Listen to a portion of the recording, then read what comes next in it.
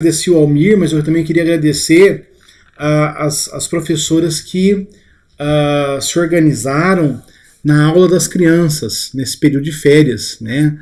A Elaine, a Ana Cláudia, viu? Muito obrigado mesmo, Deus abençoe vocês, né? E essa semana eu vou estruturar o teatrinho do Dia dos Pais, não é?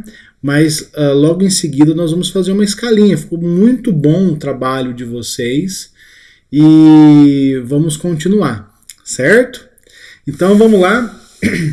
Então, livro do Charles Slater, Justificação e Regeneração, capítulo Mudança de Reino. Esse é um capítulo grande do livro e nós vamos levar 2 aulas, né, para a gente poder fazer esse capítulo todo, ok? Então, vamos falar hoje sobre mudança de reino. Mudança de reino, como assim, pastor? Do reino da carne para o reino do espírito. Os irmãos se lembram da aula passada, né? Na aula passada, nós falávamos sobre os problemas da mortificação da carne. Queria saudar aqui o nosso irmão Jerônimo, a nossa irmã Dagvalda, Deus abençoe vocês. Então, a grande dúvida que às vezes paira na nossa cabeça é aquela assim: pastor, tá certo, tudo, o nosso velho homem foi de uma vez por todas subjugado na cruz do Calvário, ok? Tá certo, eu entendo, o meu velho homem foi morto na cruz de Cristo. Mas, então, da onde vêm os meus pecados? Os meus pecados, eles são do meu velho homem, que ainda continua, de alguma maneira, existindo, ou ele ou que eu não me converti direito, alguma coisa assim. Irmãos, primeira coisa, uma vez salvo, salvo para sempre. Ninguém perde a salvação. Né? Ninguém pode vir a Cristo se o Pai que enviou Jesus Cristo não o trouxer. João 6,44. E uma vez em Cristo, ninguém pode nos arrebatar da mão do Senhor Jesus. Ok? Então, salvação não se perde.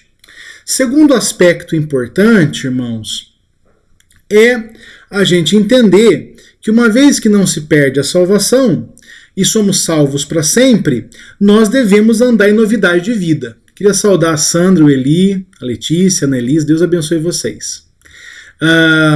Nós devemos andar em novidade de vida. Porque se você foi salvo em Cristo, e ser salvo em Cristo implica o quê? Ter um novo coração, ser uma nova criatura, com um novo coração, com uma nova natureza, não é? Ter o seu velho homem morto na cruz do Calvário, isso é o que implica a sua salvação. Então, você não pode ser dúbio, não é? Estar ora com Cristo e ora sem Cristo. Então não há mais resquícios do velho homem em nós. Aí você pode dizer, então por que eu continuo pecando, pastor? Uma coisa muito simples, porque nós ainda temos a carne, né? Essa carne que que clama para o pecado.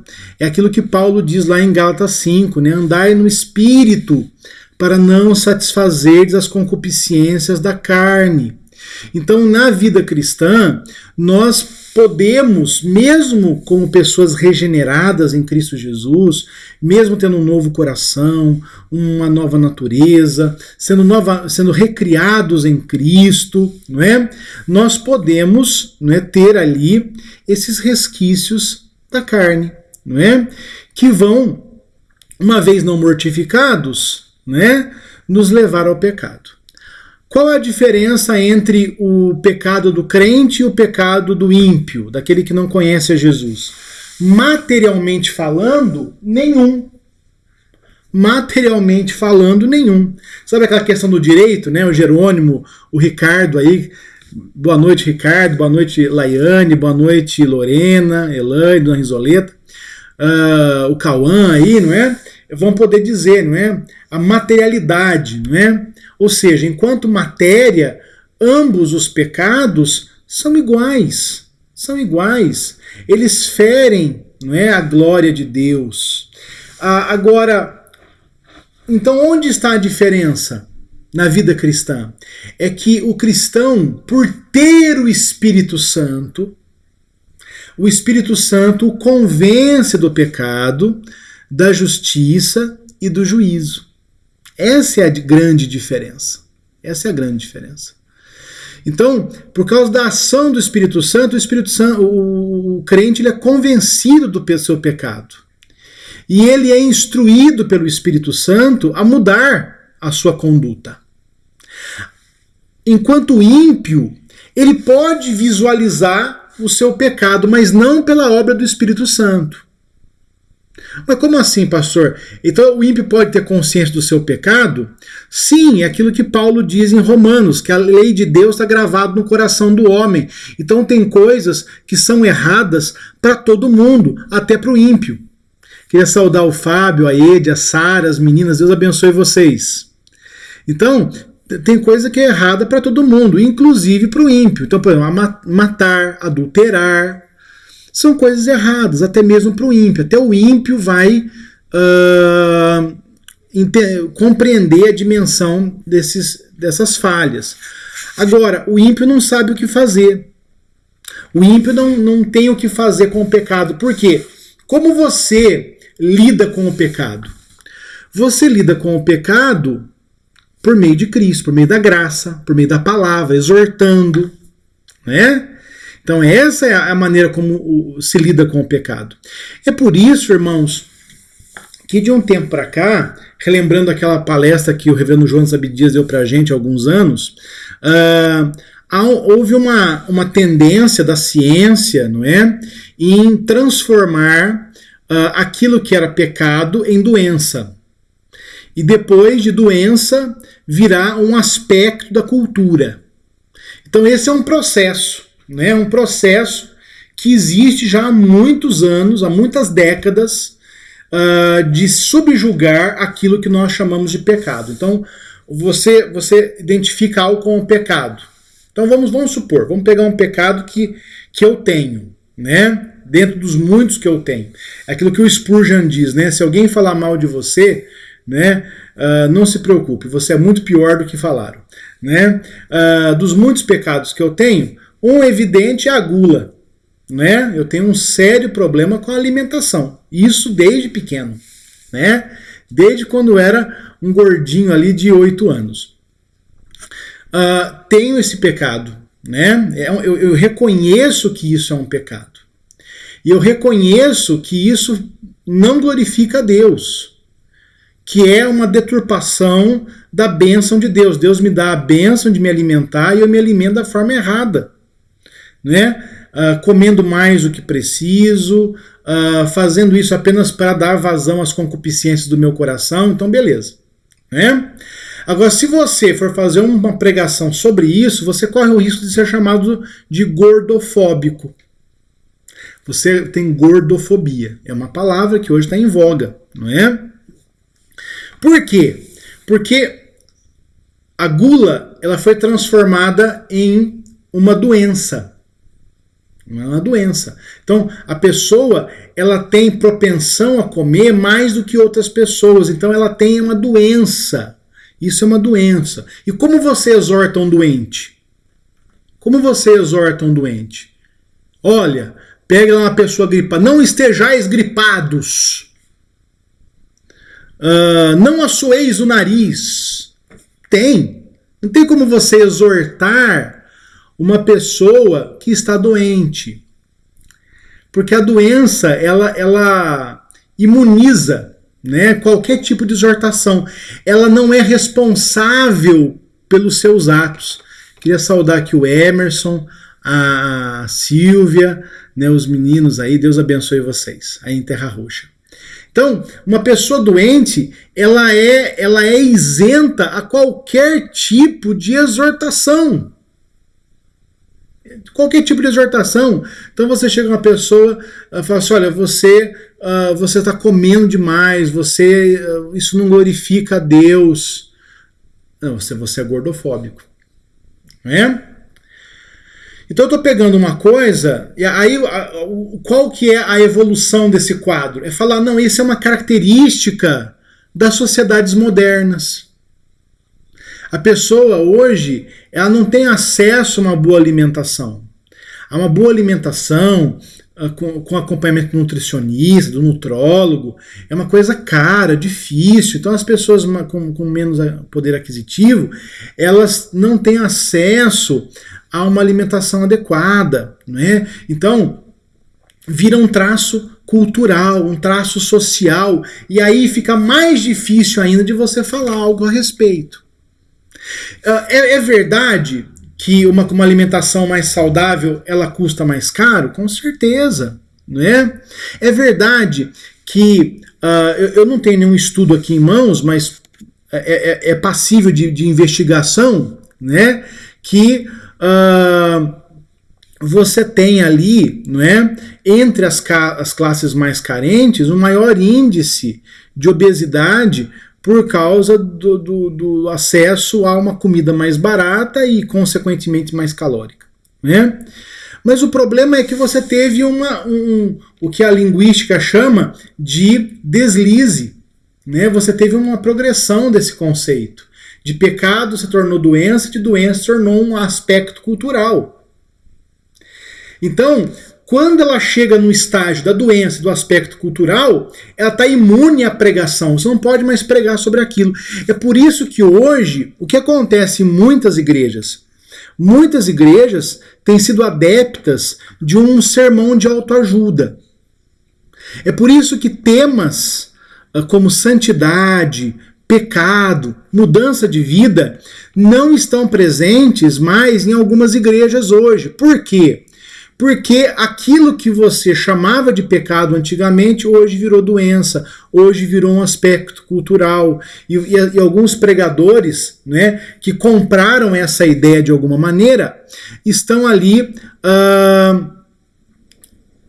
restringindo, né, a sua pregação, a sua maneira de abordar esses temas por causa, não é, dos fatores, não é, que enfrentam. Então, meus irmãos, pecado é pecado, e esse pecado ele vem da nossa carne. Ele precisa ser mortificado. E como eu mortifico o meu pecado? Andando no Espírito. E como eu ando no Espírito? Eu ando no Espírito, irmãos, seguindo aquilo que nós chamamos de meios de preservação, ou meios de graça. Lendo a palavra, orando, buscando os sacramentos. Esses são os meios pelos quais eu vou andar no Espírito, sendo exortado pela palavra, orando, recebendo os sacramentos que têm poder, não é? A presença espiritual de Jesus Cristo que vem nos fortalecer nessa caminhada. Né? Então, meus irmãos, a nossa aula hoje vai gravitar um pouco em torno dessas questões, certo? Então, mudança de reino. Então, nós vimos nas aulas passadas ali com o Charles Slater, não é? Ele nos mostrou 6 representações bíblicas da regeneração. O que é regeneração? Lembra lá? Justificação e regeneração. A justificação é um ato jurídico dado por um justo juiz, né, que nos faz justificados. Então a justificação ela acontece como uma declaração de justiça. Nós somos justificados. Né? E onde nós somos justificados? Na cruz de Cristo. Por quê? Porque Jesus pagou a nossa pena. Ao morrer, Jesus cumpriu a sentença de morte que estava sobre nós, desde o Éden. Então, isso é uma declaração jurídica. Por outro lado, a regeneração, ela é um milagre. Ela é um milagre. Não é? Por que é um milagre? Porque na regeneração, nós somos recriados. Não é? Regenerar, de novo. Generar, vem de gerar. Ou seja, nós somos gerados novamente. Não é? Então, nesse milagre, nós somos recriados à imagem de Cristo. Nesse milagre, nós nos tornamos novos homens, novas pessoas, né? Aqui eu estou usando homem no sentido lato da palavra, né? No sentido mais abrangente da palavra. Nós somos novas pessoas, não é? Restauradas, regeneradas em Cristo.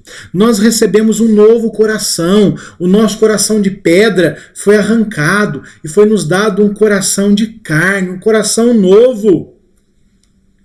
Nós tivemos um novo nascimento, né? Como Jesus diz a Nicodemos em João 3, importa que você nasça de novo. Não adianta eu reconhecer os sinais que Jesus faz, não adianta eu reconhecer que a igreja é boa, eu tenho que nascer de novo, porque só assim eu vou ver verdadeiramente o agir de Deus na minha vida e na vida das outras pessoas. Porque senão a gente fica nesse evangelicalismo que a gente tem hoje. Você tem muitas pessoas que se dizem evangélicas, mas que quando você vai investigar a conduta dessas pessoas, é uma conduta completamente reprovável. Então não são evangélicas de fato. Não são evangélicas de fato. Então, meus irmãos, nós temos que tomar muito cuidado com isso. É necessário nascer de novo. Nicodemos, quando chega a Jesus, ele vai dizer o que para Jesus? Olha, nós, ou seja, eu e o meu grupo, nós reconhecemos que ninguém pode fazer os sinais que o Senhor faz se não veio de Deus. Aí Jesus vai falar assim, olha, Nicodemos, importa que você nasça de novo. E nascer de novo é o quê? É nascer da água e do Espírito. A regeneração, ela nos deu uma nova natureza. Ou seja, aquela natureza antiga que buscava o pecado, que tinha prazer no pecado, que não reconhecia o perigo do pecado, essa natureza, ela não existe mais. É por isso que você tem prazer nas coisas de Deus, é por isso que você busca as coisas de Deus. Porque você foi feito, você tem uma nova natureza. Na regeneração, o nosso velho homem, ali, Romanos 6, ele foi crucificado na cruz do Calvário. Na nossa regeneração, nós nos apropriamos do benefício que Cristo conquistou para nós na cruz. E nós, ao sermos regenerados, porque o nosso velho homem morreu na cruz do Calvário, nós temos em Cristo ressurreição. É por isso que Jesus vai dizer a Marta, a Marta que estava chorosa pelo irmão morto, e nós usamos esse versículo especialmente em velórios, você já viu esse versículo estampado em alguns caixões, Jesus vai dizer, Marta, eu sou a ressurreição e a vida. Aquele que crê em mim, ainda que morra, viverá para sempre. Então, meus irmãos, isso é a regeneração. Isso é o benefício da regeneração. Então, a partir de agora, nós vamos falar o que a regeneração nos dá na prática. O que ela nos dá na prática? Essa mudança de vida. Como você sabe que alguém foi regenerado? Porque essa pessoa mudou de vida. Eu me lembro uma pregação do reverendo Davi Charles Gomes, quando uma pregação para crianças, e ele mostra a foto da mãe dele grávida, eu acho que é a mãe dele grávida, e ele fala assim, olha, o que essa mulher tem? Por que ela está com a barriga desse? Porque ela comeu demais? As crianças falam, não, porque ela está grávida. Aí ele fala assim, olha, você sabe quem é essa mulher aqui? É a minha mãe. Certo? E aí eles falam assim, como vocês sabem que essa criança nasceu? Aí as crianças vão falar, porque você está aqui. E aí ele vai falar, aí a pregação dele para as crianças é essa. Como que eu sei que alguém está em Cristo? Se ele tem uma nova vida. Se ele nasceu de novo. Porque se essa pessoa não nasceu de novo, se essa pessoa, ela pode até cantar hino, ler Bíblia, ir à igreja, mas se ela não nasceu de novo, se ela não tem uma conduta nova, ela só admitiu novas práticas, uma nova agenda, mas não um novo coração. E há muita gente hoje, irmãos, que pode, né, farisaicamente, conhecer hinos, conhecer versículos, conhecer igrejas e pastores, mas não andar em novidade de vida. Sabe quem vai conhecer isso? Sabe quem pode dizer se você é uma nova criatura, se você é um novo homem, se você tem um novo coração, se você nasceu de novo, se você é uma nova natureza, se o seu velho homem foi de fato crucificado e se você vai ressuscitar em Cristo para glória e não para vergonha? São as pessoas mais próximas de você. É a sua esposa, os seus filhos, seus pais, seus amigos mais próximos. Essas pessoas estão habilitadas a dizer a respeito da sua regeneração. Por quê? Porque elas conseguem identificar essa nova conduta. E quando nós falamos dessa nova conduta, há uma palavra na teologia para isso. Que palavra que é essa? Conversão. E o que é conversão? É mudar de caminho. Então Paulo estava indo para Damasco aspirando à morte dos cristãos, não é? No caminho de Damasco ele se encontra com o Senhor Jesus. Depois desse encontro com Jesus, depois de ser batizado por Ananias, Paulo volta a perseguir os cristãos? Paulo volta ao farisaísmo? Não. E por que ele não faz isso? Porque ele é uma nova criatura, porque ele é um novo homem, porque ele recebeu um novo coração, porque ele nasceu de novo, porque ele tem uma nova natureza. O velho homem dele foi crucificado com Cristo e ele anseia a ressurreição. Não é? Então, irmãos, nós precisamos estar atentos a essa realidade. Nós precisamos estar atentos a essa realidade. Para que nós não fiquemos ali, não é, naquela questão, naquela lenga-lenga, não é?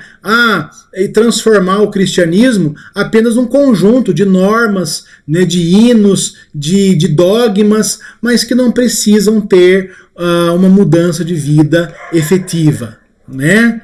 Então isso tem que tomar cuidado. Então quem vai dizer para você se você está andando na carne ou não? As pessoas mais próximas. Né, as pessoas mais próximas. Recentemente eu citei um puritano chamado Thomas Watson, e ele dizia o seguinte, que o nosso cônjuge, o nosso cônjuge é a pessoa mais habilitada a conhecer o nosso ídolo. Então ele vai dizer para nós se nós temos um ídolo, qual é ele e como nós devemos mortificá-lo. Então, geralmente, as nossas DRs, né, as discussões de relacionamento que nós temos com nossas esposas, que as esposas têm com seus maridos, envolvem esses ídolos. É que o problema, e um livro muito bom para você falar sobre isso, para você ver isso, é aquele livro Quando Pecadores Dizem Sim, do Dave Harvey, da editora Fiel. É um livro muito interessante, porque neste livro o Harvey ele vai mostrar exatamente isso, que o grande problema nosso, enquanto casais, é que nós queremos discutir problemas sérios nas horas erradas. Nas horas erradas. Então nós queremos, é como um médico que quer fazer a cirurgia num lugar inapropriado. Não é? Porque se você, eu sei que é uma atuação difícil, mas se você ouvir o que a sua esposa diz para você, se você ouvir o que o seu marido diz para você, eliminando aquela hipótese, ele está errado e eu estou certo, você vai conseguir identificar melhor os seus ídolos. Meus irmãos, isso é uma tarefa árdua. Eu me lembro, né, eu tive um grande professor no seminário, que alguns irmãos conhecem, que é o reverendo Hermsten. O reverendo Hermsten foi um grande professor, um dos grandes. Ele, reverendo Wilson, reverendo Daniel Manuel, reverendo Ageu, foram grandes professores que eu tive, não é? na época de reverendo Daniel Piva, né? Alguns tornaram amigos, né? Reverendo Dario, né? Eu não vou citar todos porque eu vou acabar me esquecendo de alguém aqui, né? Mas todos estão no meu coração.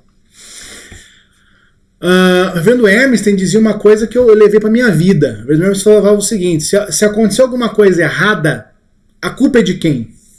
Qual o primeiro suspeito da minha lista? Eu mesmo. Eu mesmo. Então aconteceu uma coisa errada. Qual deve ser o primeiro suspeito da minha lista? Eu. Eu devo começar sempre a buscar o errado em mim. Porque o que acontece geralmente nas brigas de casal? Um defende a sua justiça de um lado e o outro defende a sua justiça do outro. De tal maneira que os dois estão dizendo: eu sou santo, eu sou santo, eu sou santo, eu sou santo, eu sou justo, eu sou bom. É você que não tem capacidade de ver isso. Ao passo que Jesus nos ensinou diferente. Né? Jesus nos ensinou diferente. Já diria o cardeal católico romano Dom Evaristo Arnes, Dom Paulo Evaristo Arnes, diz o seguinte, né, uma frase do Arnes, era: Jesus pediu para que nos amássemos, não nos amassássemos, né? Mas a questão é essa: Jesus nos ensinou diferente. Eu devo observar em mim o quê? Que eu não sou esse santo, eu não sou esse justo, eu sou um pecador miserável que necessita da glória, da graça de Deus. E a minha carne, ela pode me levar aos pecados que o meu cônjuge está me expondo. Então, meus irmãos, isso é uma tarefa de humildade, de ouvir o outro, muito séria, muito séria. Então, irmãos, nós temos que tomar cuidado. Aí você pode dizer assim: pastor, e a mulher de Jó? E a mulher de Jó? Porque eu poderia citar para você alguns exemplos bíblicos disso que eu estou falando, não é verdade? Eu poderia dizer para você que a mulher foi criada por Deus como uma auxiliadora idônea. E a palavra auxiliadora, ali no hebraico, ela significa alguém que está diante do outro, que está de cara para o outro.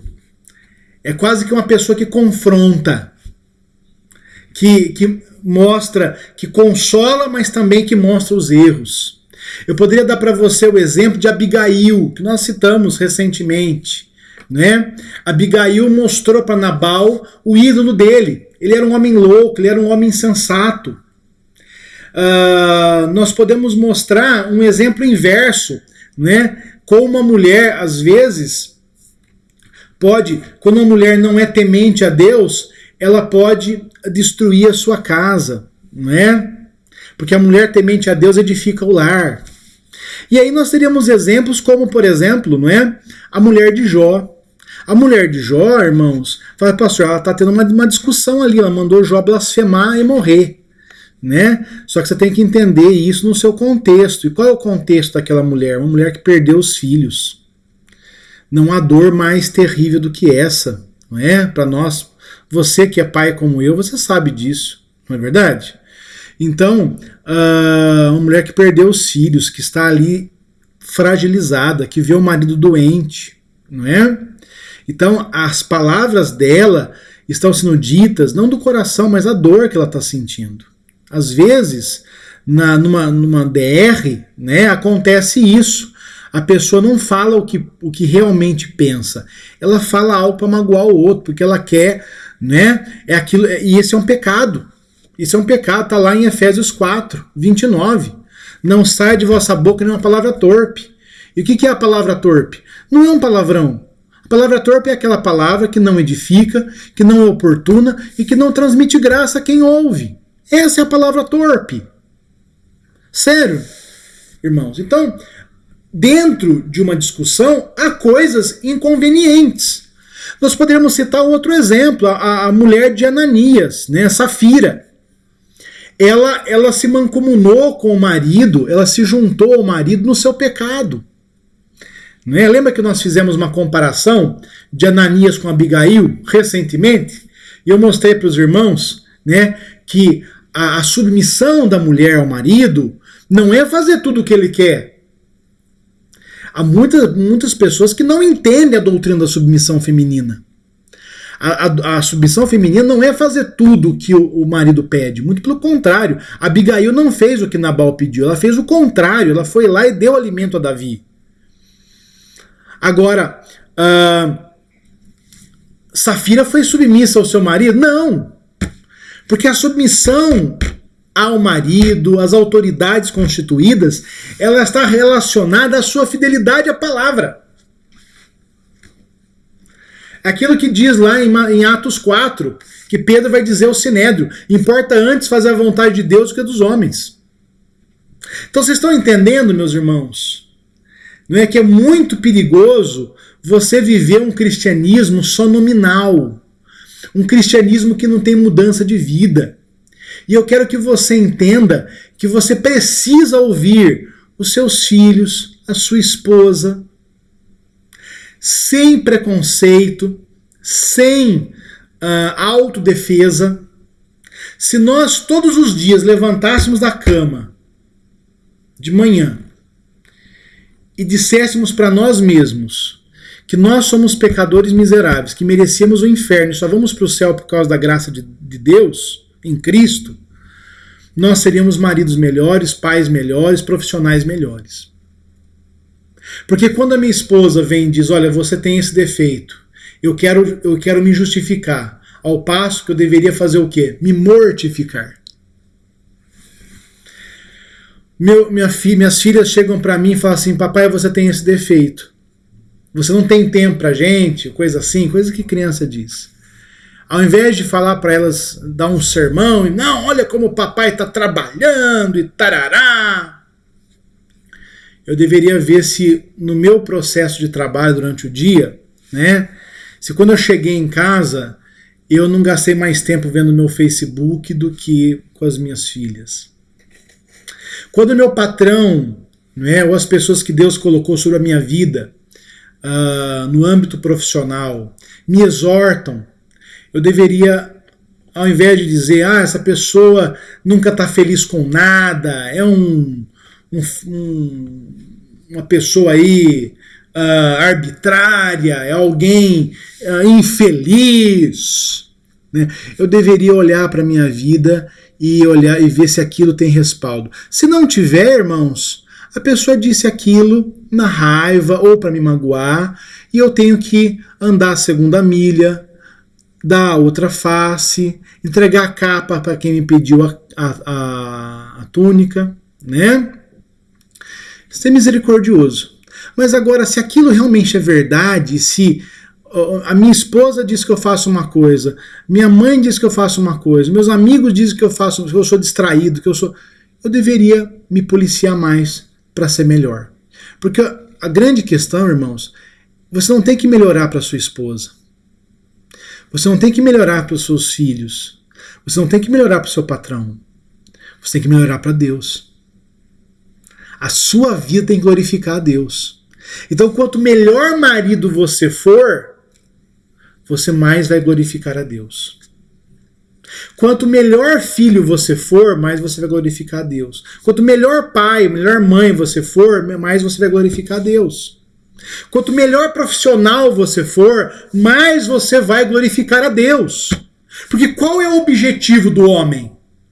O objetivo do homem é aquele, a primeira pergunta do breve catecismo de Westminster, do maior também, né? Glorificar a Deus e se alegrar em Deus para sempre. Ok? Então, meus irmãos, vamos abrir nossas Bíblias aí em Romanos capítulo 8. Romanos 8, 5 a 9. Romanos 8, 5 a 9. Aqui, assim diz a palavra do Senhor. Porque os que se inclinam para a carne cogitam, pensam das coisas da carne. Mas os que se inclinam para o Espírito cogitam das coisas do Espírito. Porque o pendor, né, a garantia da carne, dá para a morte, mas o pendor do Espírito para a vida e paz. Por isso, o pendor da carne é inimizade contra Deus, pois não está sujeito à lei de Deus, nem mesmo pode estar. Portanto, os que estão na carne não podem agradar a Deus.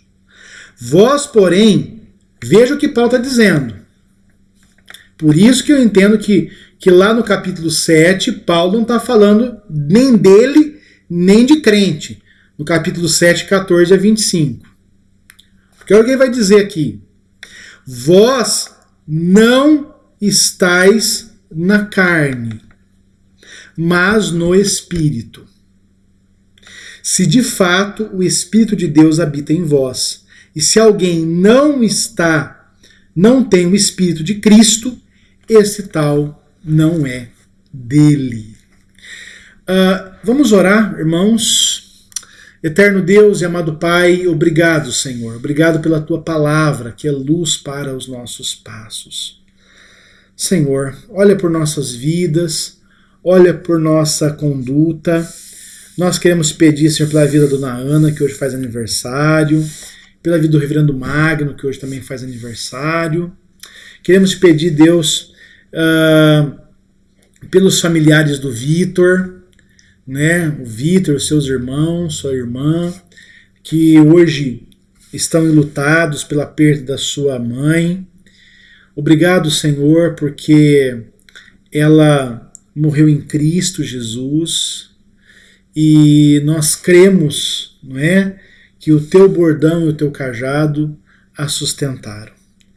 Olha pela vida dela, olha pela vida do Vitor, dos seus irmãos, olha pela vida da Dona Ana, olha, Senhor, pela vida do Reverendo Magno, fortalece a cada um deles segundo os seus propósitos. Nós pedimos isso em nome de Jesus hoje e sempre.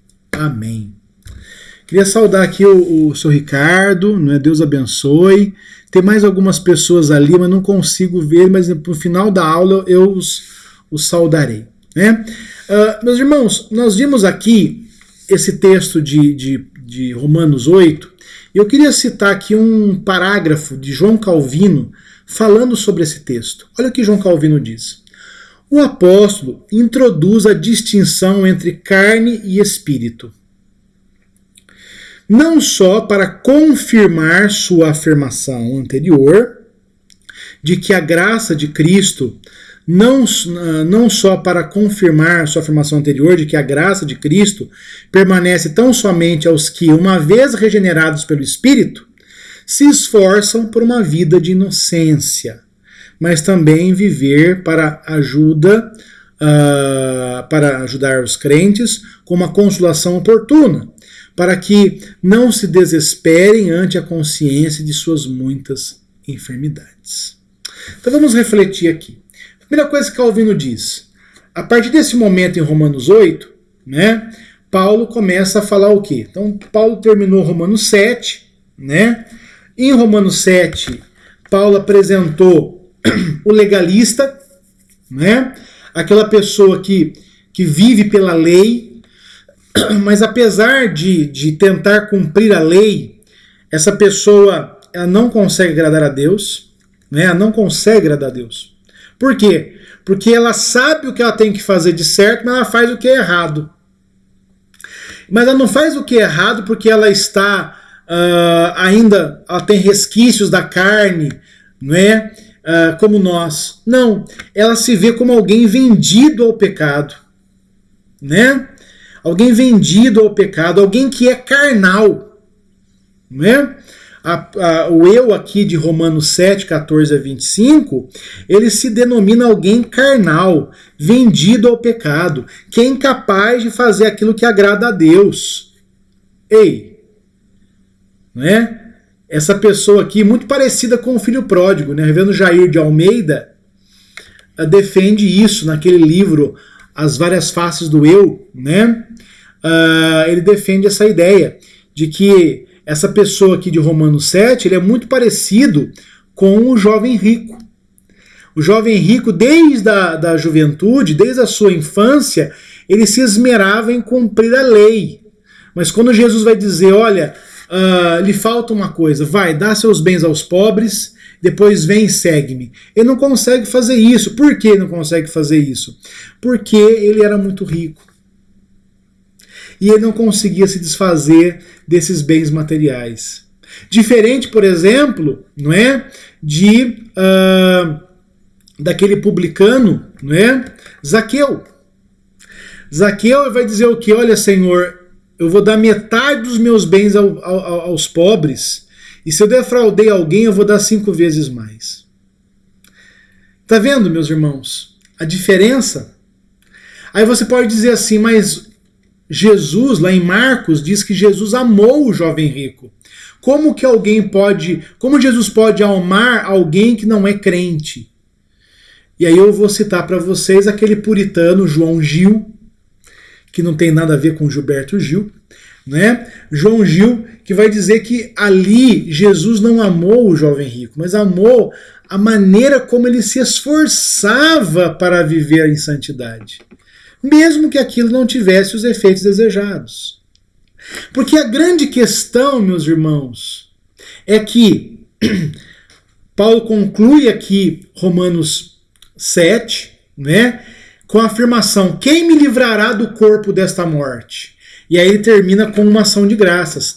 Graças a Deus por Jesus Cristo, nosso Senhor, de maneira que eu, de mim mesmo, com a mente sou escravo da lei de Deus, mas segundo a carne da lei do pecado. Então quem pode me livrar do corpo dessa morte? Jesus, a graça.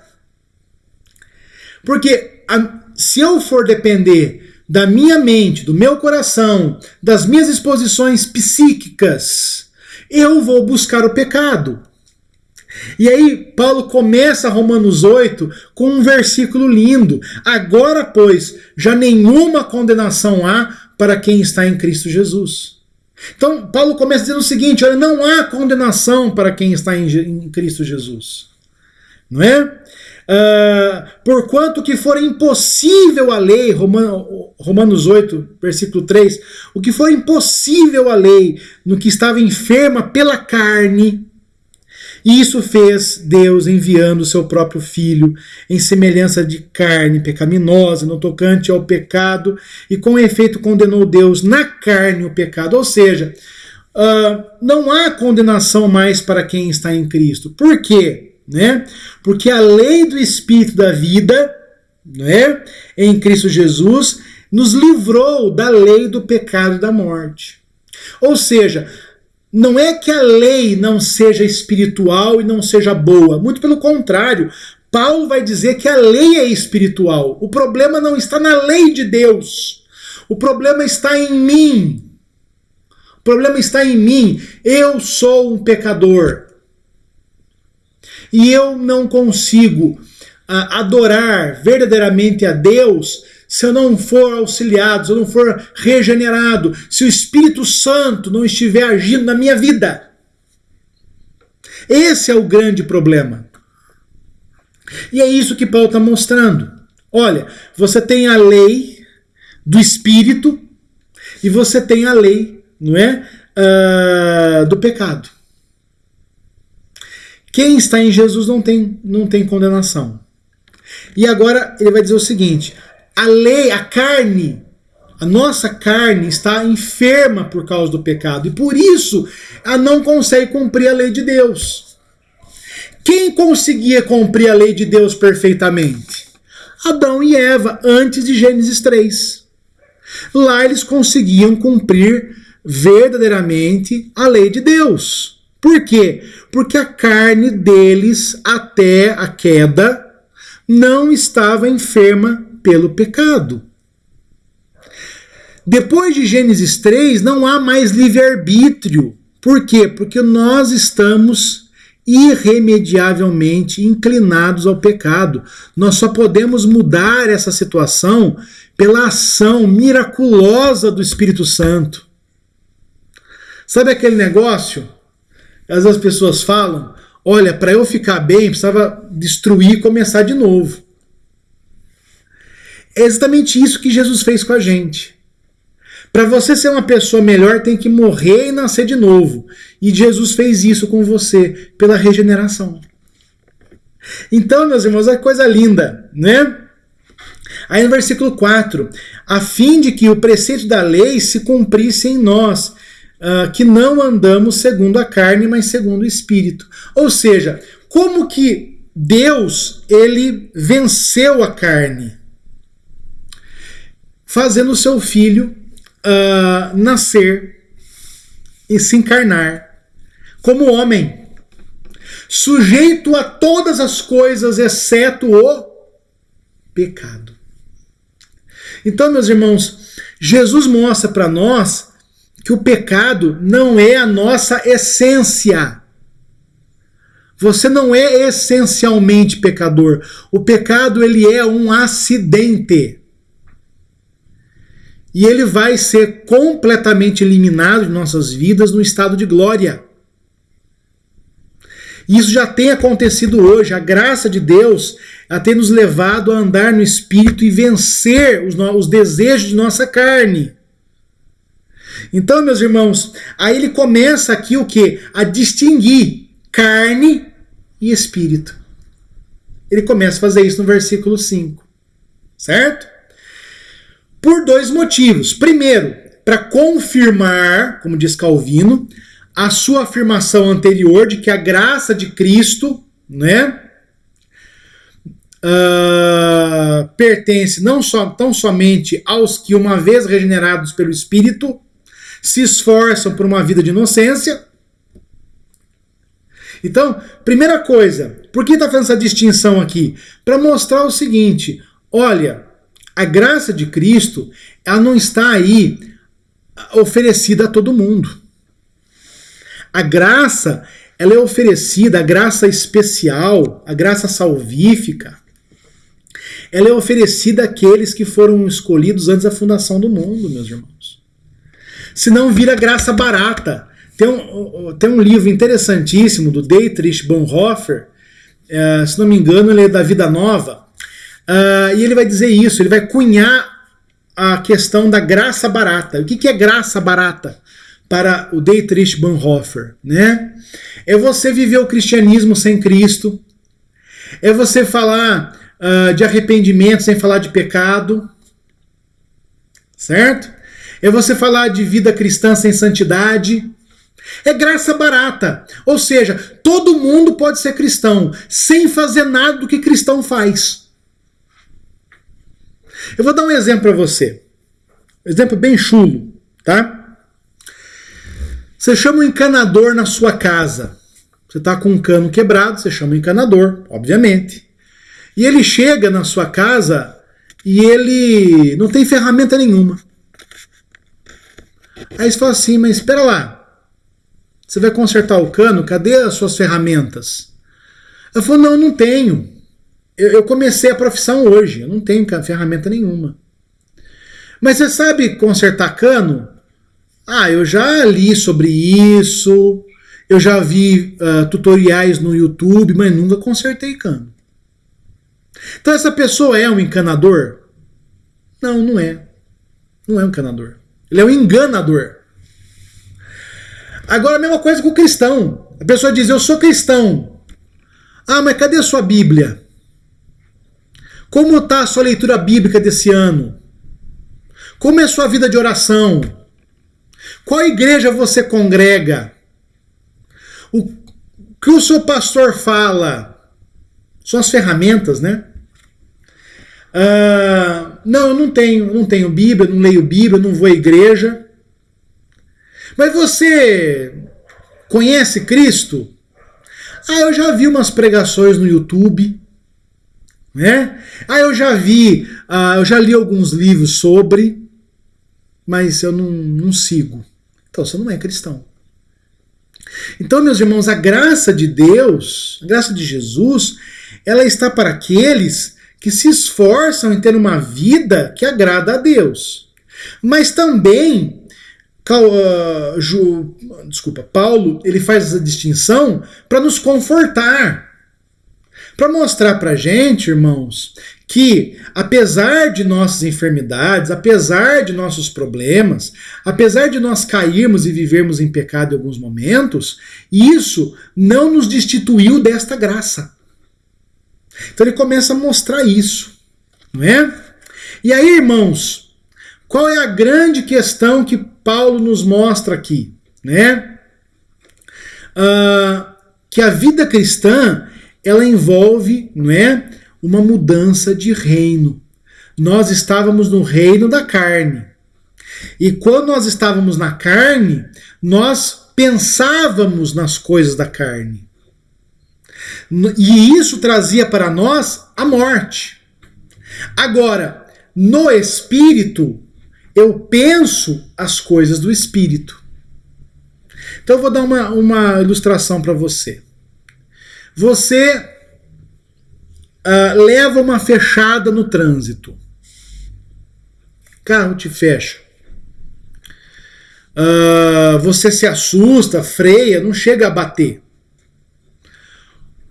Aquilo que você vai falar na sua janela para aquele motorista mostra muito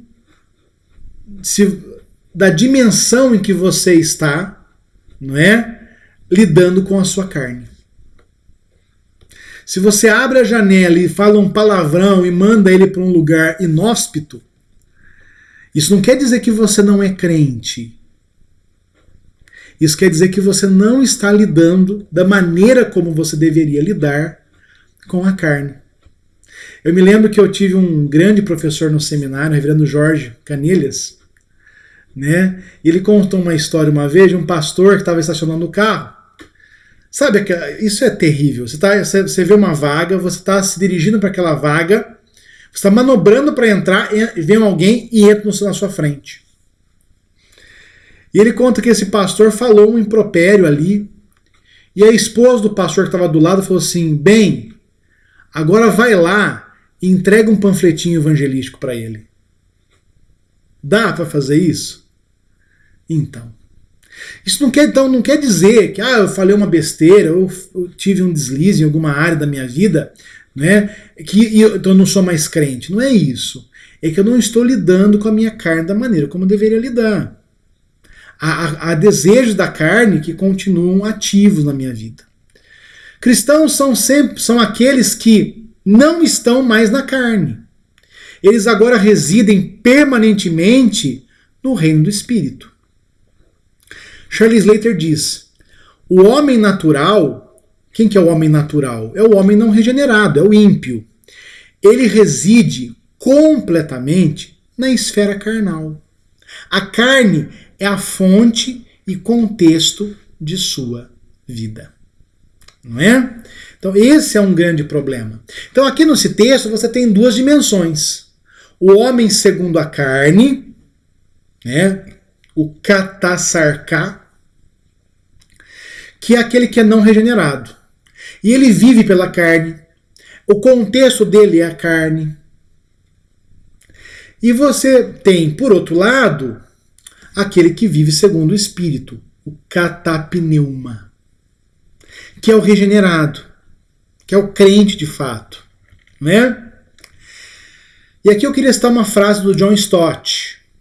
O propósito de Paulo, nesse texto, é explicar por que a obediência à lei só é possível àqueles que andam segundo o Espírito. Então, quem consegue viver a lei de fato? Quem consegue obedecer a lei de fato? Porque João diz isso, não é? Que a lei não é pesada, não é? Que cumprindo a lei nós mostramos que vencemos o mundo. Quem pode cumprir a lei? Aquele que foi regenerado. Aquele que anda segundo o Espírito Santo. Irmãos, essa aula, como eu disse, é uma aula grande, não é? Nós teremos ainda outras 2 aulas sobre esse tema, não é? E a semana que vem nós vamos falar especialmente sobre, vamos aprofundar esse texto de Romanos 8, não é? 5 a 9, e vamos continuar falando sobre essa mudança de reino, certo? Vamos orar. Eterno Deus e amado Pai, obrigado, Senhor, por essa aula, obrigado por cada pessoa que assistiu, que esteve presente hoje. Nos ajuda, Senhor, a fazer a Tua vontade, Senhor. Nós pedimos isso em nome de Jesus, hoje e sempre. Amém. Deus abençoe a todos